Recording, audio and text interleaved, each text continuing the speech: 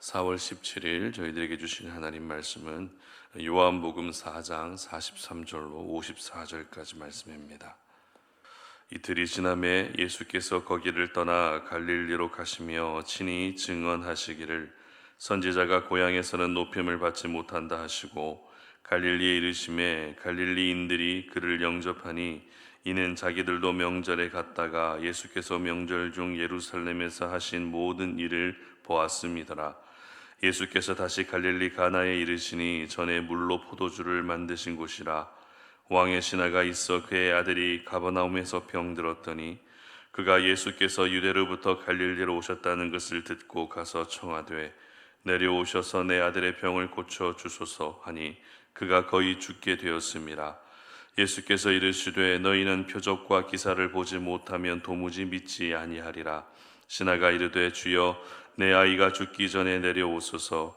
예수께서 이르시되 가라 내 아들이 살아 있다 하시니 그 사람이 예수께서 하신 말씀을 믿고 가더니 내려가는 길에서 그 종들이 오다가 만나서 아이가 살아 있다 하거늘 그 낫기 시작한 때를 물은즉 어제 7시에 열기가 떨어졌나이다 하는지라.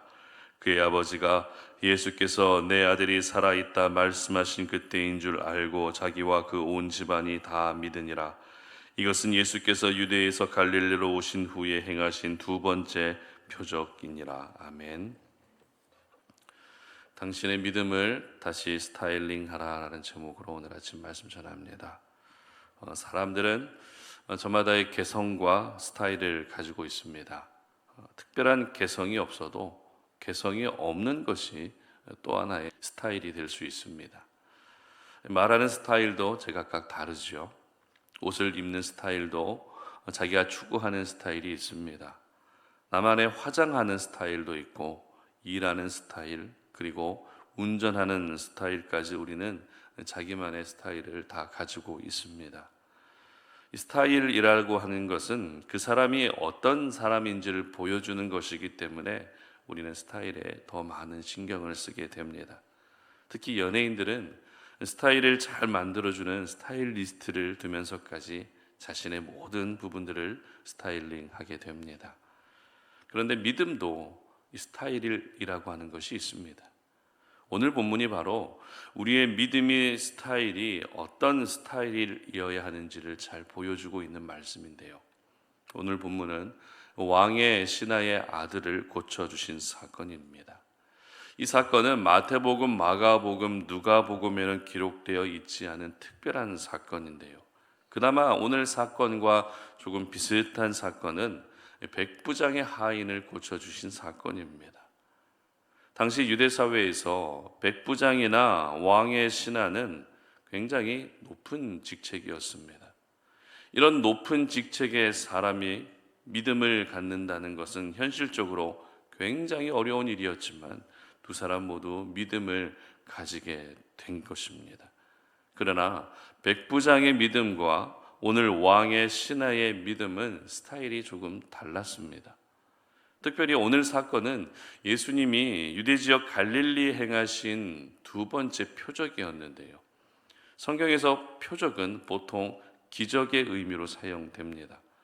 따라서 예수님이 갈릴리에서 행하신 첫 번째 표적은 우리가 지난번에 살펴봤던 것처럼 가나의 혼인잔치에서 물을 포도주로 만드신 기적이었고, 두 번째 표적이 바로 오늘 본문에 기록된 왕의 신하의 아들을 고쳐주시는 기적입니다. 물론 예수님이 왕의 신하의 아들을 고쳐주셨고 그리고 그 집안 전체가 예수님을 믿게 됐다라는 것은 분명 좋은 현상입니다. 그러나 오늘 이 사건을 기록하고 있는 성경의 위치가 어디인지를 우리는 먼저 살펴봐야 됩니다. 오늘 사건이 요한복음 전체 흐름에서 어떤 위치에 자리하고 있는지를 먼저 봐야 한다라는 것이죠. 그리고 오늘 사건이 진행될 때 예수님이 하셨던 말씀이 어떤 말씀인지를 알아야 이 사건을 통해서 우리에게 말씀하고자 하시는 하나님의 음성을 정확하게 분별을 할 수 있는 것입니다. 그렇다면 오늘 사건 직전에 있었던 사건은 어떤 일들이었을까요? 바로 사마리아에서 있었던 일입니다. 유대인들에게 늘 멸시당하고 배척당했던 사마리아인들이 예수님을 믿게 된 사건이 오늘 본문 바로 직전에 기록되어 있다는 것입니다. 그런데 처음에는 사마리아 여인에게 들은 이야기를 통해서 예수님을 믿었지만 그들이 직접 예수님을 만나고 나서는 어떻게 믿었다고 기록했습니까? 바로 예수님이 전해주는 말씀을 그들이 직접 듣고 믿게 됐다라고 성경은 기록하고 있습니다. 그리고 바로 이어서 오늘 사건이 기록되고 있는 것입니다. 특별히 왕의 신하의 아들을 고쳐주시는 사건에서 예수님이 하셨던 말씀은 48절에 잘 기록되어 있습니다. 한번 보도록 합니다.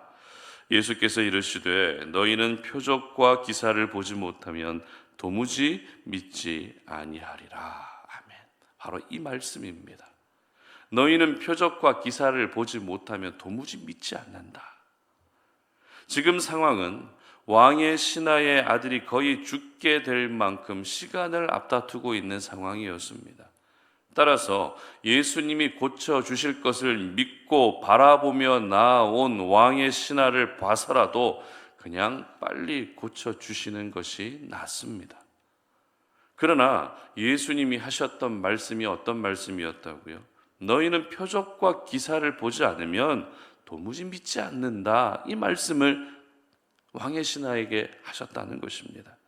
그러자 왕의 신하는 내 아이가 죽기 전에 오셔서 고쳐달라고 또 한 번 요청하게 되죠. 그제서야 예수님은 내 아들이 살아있다 이렇게 말씀하십니다.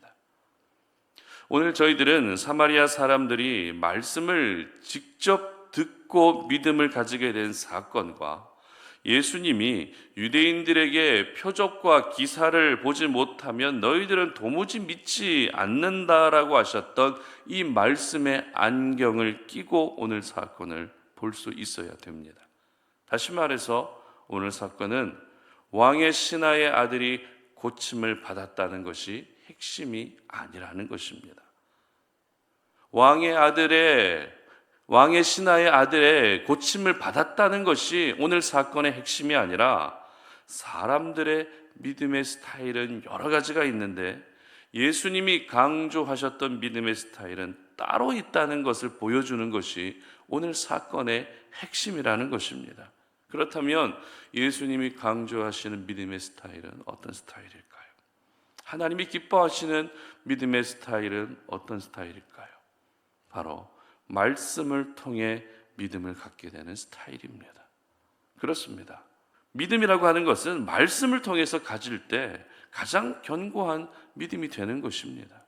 그래서 로마서 10장 17절 말씀은 이렇게 기록하고 있는데요. 제가 읽어드립니다. 그러므로 믿음은 들음에서 나며 들음은 그리스도의 말씀으로 말미암느니라. 아멘. 결국 들은 말씀을 통해서 진정한 믿음이 만들어지게 된다는 것입니다. 그러면 저희들 오늘 사건을 보면서 한 가지 의문이 생기게 되죠. 어떤 의문인가 하면 50절 말씀 보시기 바랍니다. 50절입니다. 예수께서 이르시되 가라 내 아들이 살아있다 하시니 그 사람이 예수께서 하신 말씀을 믿고 가더니 이렇게 기록합니다. 분명 왕의 신하는 네 아들이 살아있다는 예수님의 말씀을 믿고 아들에게로 갔다라고 기록합니다. 그러면 왕의 신하의 믿음의 스타일은 예수님이 강조하셨던 그런 믿음의 스타일이 맞다라는 생각을 우리가 하게 되죠. 하지만 53절 보시기 바랍니다. 53절입니다. 그의 아버지가 예수께서 내 아들이 살아있다 말씀하신 그때인 줄 알고 자기와 그 온 집안이 다 믿으니라. 왕의 신하는 예수님이 하신 말씀을 듣고 아들에게로 가던 길에 종들을 만납니다. 그리고 종들을 통해서 들은 소식은 어떤 소식이었습니까? 예수님의 말씀대로 아들이 낳았다는 기쁜 소식이었습니다. 그런데 아들이 낳기 시작한 그 시점이 바로 예수님이 말씀하신 그때의 열기가 떨어졌다는 이야기를 듣습니다. 이건 우연은 아니죠. 예수님께서 네 아들이 살아있다 말씀하신 그때에 그 아들의 열기가 떨어진 것은 우연이 아니라 하나님께서 행하신 기적입니다. 그러자 자기 자신과 집안 모든 사람들이 그제서야 예수님을 믿게 됐다는 것입니다. 그러면 여러분 질문합니다. 예수님을 믿게 된 것이 말씀을 듣고 믿은 것일까요? 아니면 아들이 낳은 것을 보고 믿은 것일까요? 바로 후자이죠. 바로 아들이 낳은 것을 보고 믿었다는 것입니다. 내 아들의 열기가 떨어졌다는 소식을 들으면서 믿음이 생겼다는 것입니다.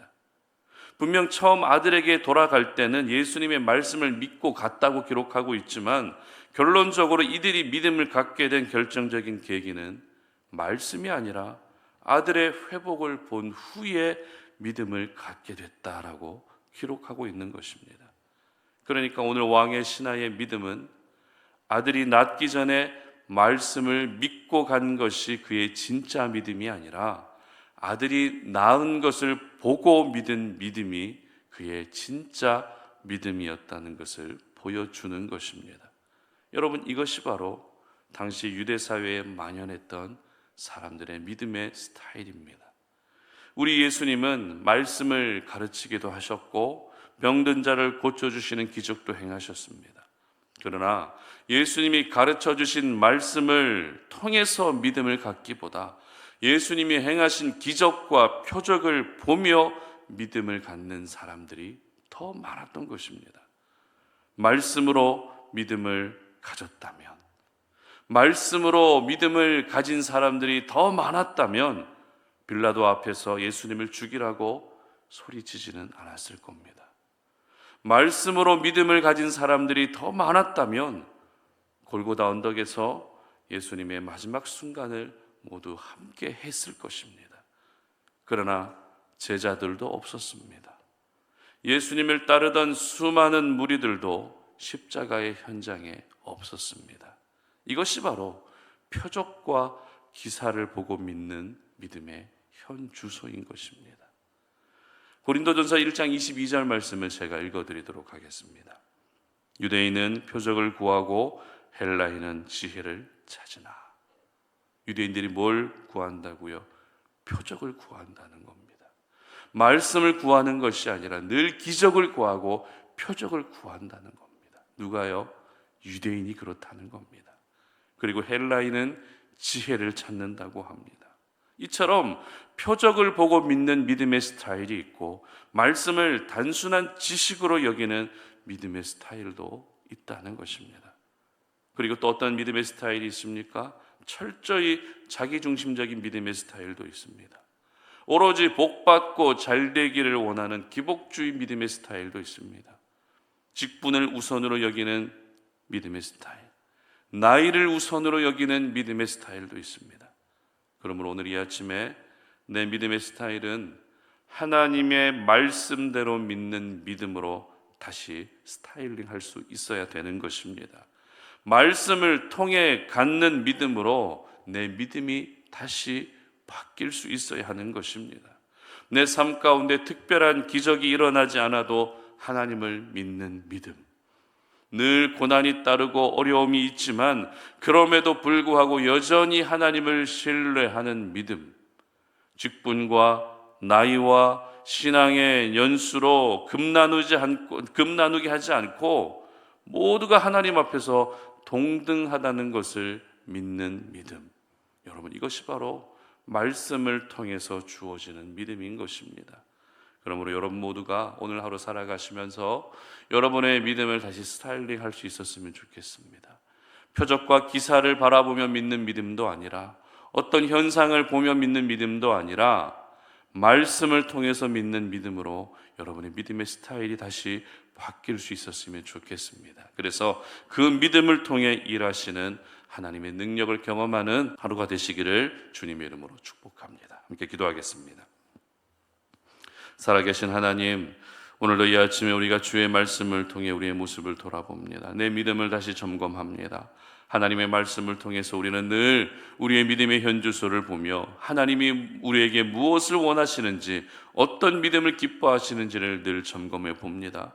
하나님, 내가 혹시 표적과 기사를 바라보며 믿는 믿음을 가지고 있지는 않습니까? 어떤 현상이 있어야만 믿는 믿음은 아닙니까? 하나님, 우리의 믿음이 오로지 하나님의 말씀을 통해서 믿는 믿음이 될 수 있도록 은혜 베풀어 주시옵소서. 잘못된 믿음의 스타일을 가지고 있다면, 건강하지 않은 믿음의 스타일을 가지고 있다면, 오늘 이 아침에 우리에게 주신 생명의 말씀을 통해 우리의 믿음의 스타일을 다시 스타일링할 수 있는 그런 은혜를 허락하여 주시옵소서. 감사드리며 예수님의 이름으로 기도드립니다. 아멘.